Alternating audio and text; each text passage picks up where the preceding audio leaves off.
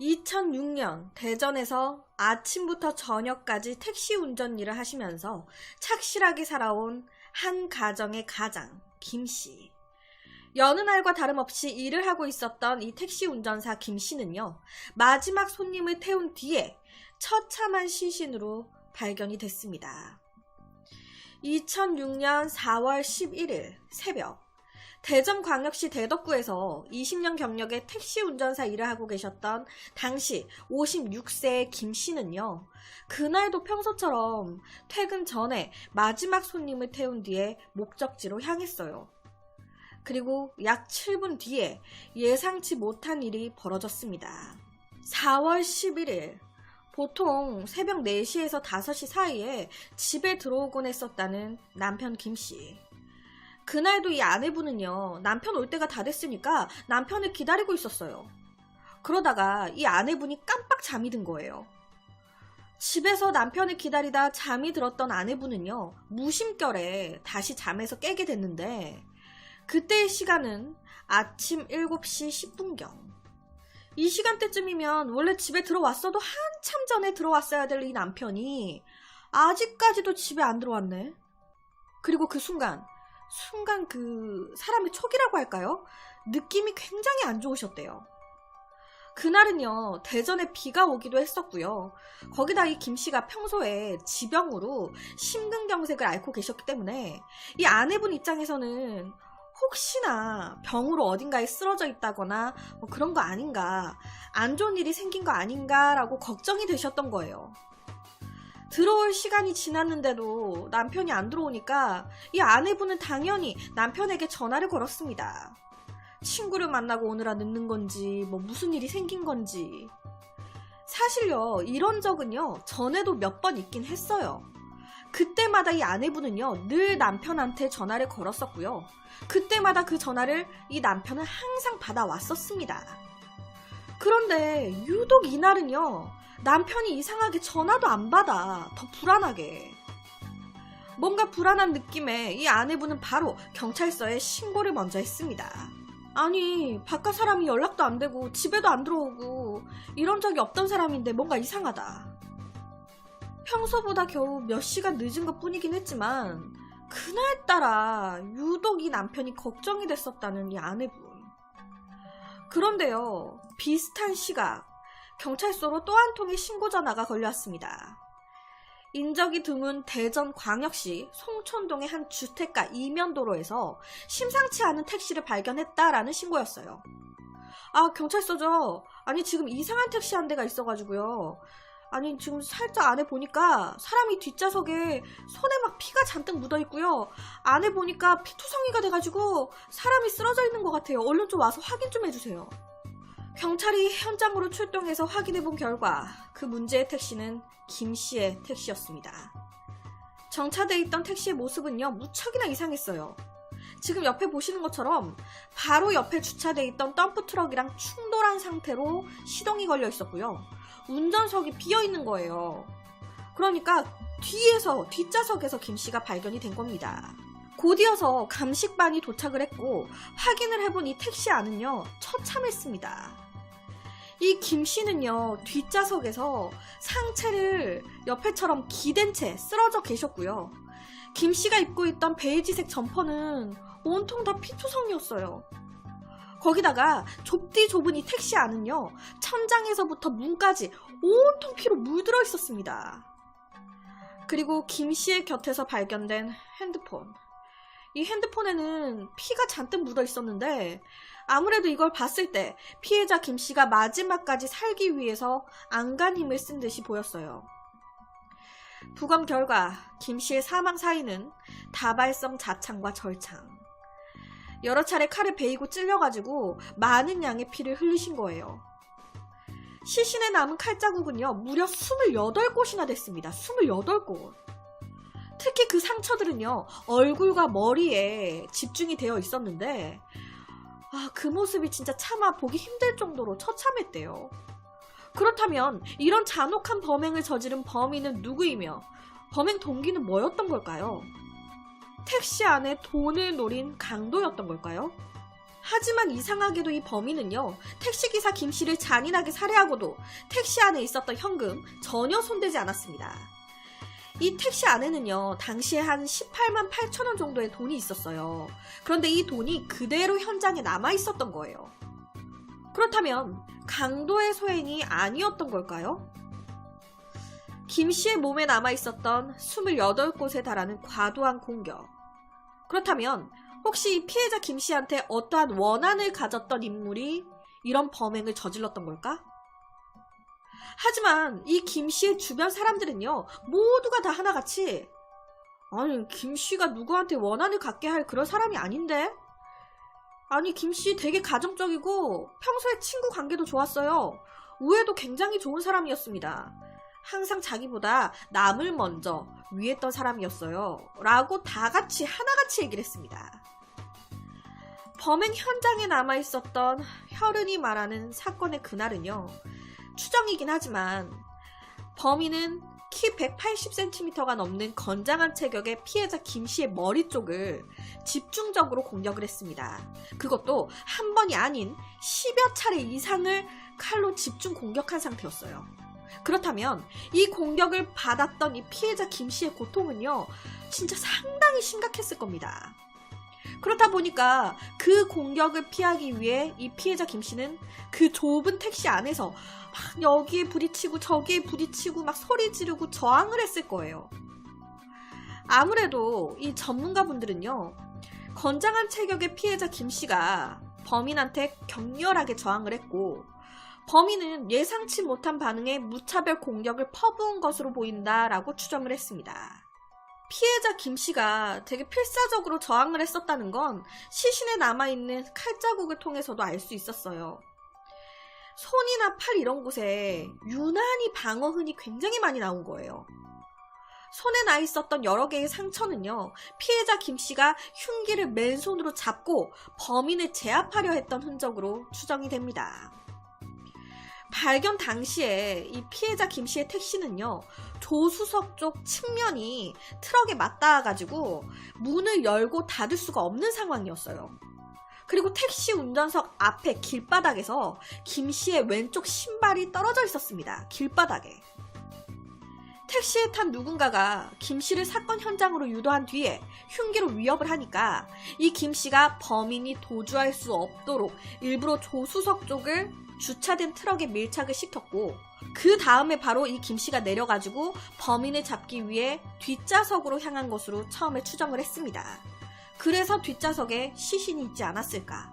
범인을 제압하려고 이 김씨가 시도하지 않았었을까? 여러분, 우리가 차를 타게 되면요, 택시도 마찬가지고 뒷좌석에 타게 되면 안전사고 예방을 위해서 왼쪽인지 오른쪽인지 헷갈리는데 한쪽 문이 안에서 안 열립니다. 바깥에서 열어줘야지 열리는 문이 있어요. 그 점을 감안하면 이 범인은 도주로를 차단당한 상황이었던 것으로 추정이 됩니다. 그 말은 택시 안에 갇혔던 이 범인도 김씨한테 필사적으로 흉기를 휘둘렀을 가능성 굉장히 많다라는 거예요. 이 김씨가 당시에 택시를 한쪽으로 트럭 쪽으로 밀착시켜 대면서 문을 열 수 없게 만들었으니까. 사건 현장에서는요, 부러진 칼날도 함께 발견이 됐습니다. 그러니까 사건 당일 이 좁디 좁은 택시 안에서 범인은 흉기인 칼이 부러질 정도로 공격을 했다라는 거죠. 그리고 이에 대해서 피해자 김씨는 격렬히 방어했어요. 그러면서 두 사람의 몸싸움이 심하게 있었겠죠. 그렇다 보니까 이렇게 생각을 해볼 수도 있어요. 강도였던 거예요. 돈을 노리고 이 택시에 탔어. 그런데 의외로 이 김씨가 너무 강하게 나오니까 당황을 했던 이 범인이 무차별적으로 흉기를 휘두르고 돈을 챙길 새도 없이 도망을 가야 했던 거지. 그럴 수도 있잖아요. 원한을 살 만한 사람은 아니다 라고 하니까 강도짓을 하려고 택시에 탔는데 이 김씨를 제압을 하지 못했던 거예요. 이 범인이 반대로 너무 당황을 한 거지. 그래서 돈을 챙길 새도 없이 범행만 저지르고 도망을 가야 했던 건 아니었을까. 그리고 원한 범죄라고 보기에는요, 이 김씨가 이날 이제 사건 당일날 예약 손님을 받은 게 아니란 말이에요. 범인이 자기가 택시에 타기 전에 미리 김씨의 운행 경로를 사전에 파악해서 특정 지점에서 탑승한 뒤에 범행을 저질렀을 가능성 그렇게 크진 않아 보여요. 김 씨는요, 이날 그냥 돌아다니다가 태운 걸로 추정이 되거든요. 범인은요, 피해자 김 씨를 제압하는 과정에서 흉기를 마구 휘둘렀습니다. 그리고 그 공격은 얼굴에 집중이 됐어요. 이 부분을 봤을 때 전문가들은요, 범죄 경험이 있는 사람이었다면 피해자의 목이나 가슴부터 찔렀을 겁니다. 그런데 이렇게 얼굴에 상처가 많다? 이거는 범인 가해자가 너무 당황했던 걸로 추정이 됩니다. 그래서 서로 격투가 오가는 순간에 칼을 막 휘둘렀던 것으로 추정이 되는데, 그게 보통 얼굴이나 치명상이 아닌 쪽에 주로 집중이 된 것 같습니다 라고 얘기를 했어요. 피해자 김 씨와 다투는 과정에서 어떤 지문 같은 게 남지 않았을까라고 이제 생각이 되지만, 의외로 이 택시 안에서는요, 범인의 어떠한 DNA나 단서 발견되지 않았어요. 유일하게 남아있었던 거는요, 범인의 발자국, 족적뿐이었습니다. 하지만 이 남아있던 족적도요, 사이즈는 한 250에서 260 정도 사이즈였는데, 이 신발 밑창을 봤을 때 이 신발이 너무 흔한 신발인 거예요. 크게 범인을 잡을 만한 단서 되지 못했습니다. 신발 크기로 추정해본 이 범인의 키와 몸무게는요, 170cm 정도 키에 몸무게는 한 55에서 60kg 정도. 어떻게 보면 보통 또 체격이죠. 특별할 건 없는 것 같아요, 이것도.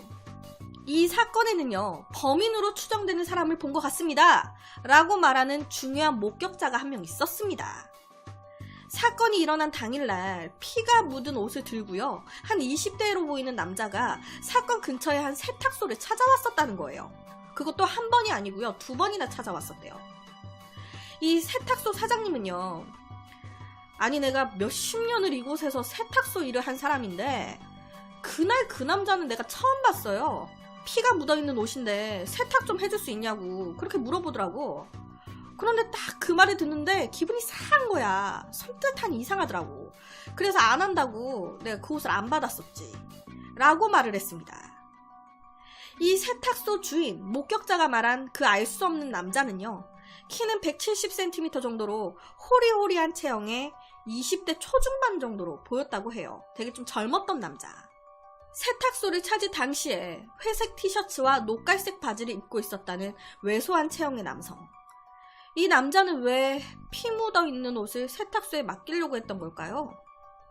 전문가들은요, 자기 집에서 세탁이라든지 이런 게 안 되다 보니까 세탁소를 찾아왔을 거다. 예를 들면 여관방에 거주하고 있다든지 본인 집에 세탁기가 있었으면은 당연히 그걸 먼저 사용을 했었겠죠. 그런데 그게 없으니까 세탁소에 들려야 했던 거예요.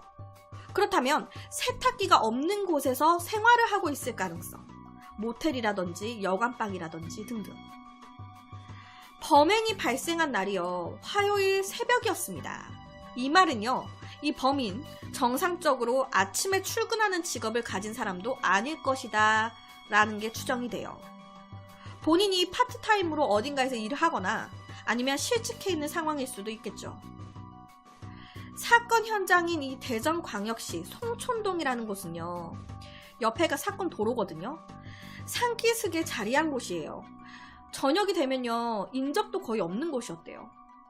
그런데 그날 새벽 범인을 태운 택시는요, 인적도 불빛도 없는 옆에 길을 따라왔을 겁니다.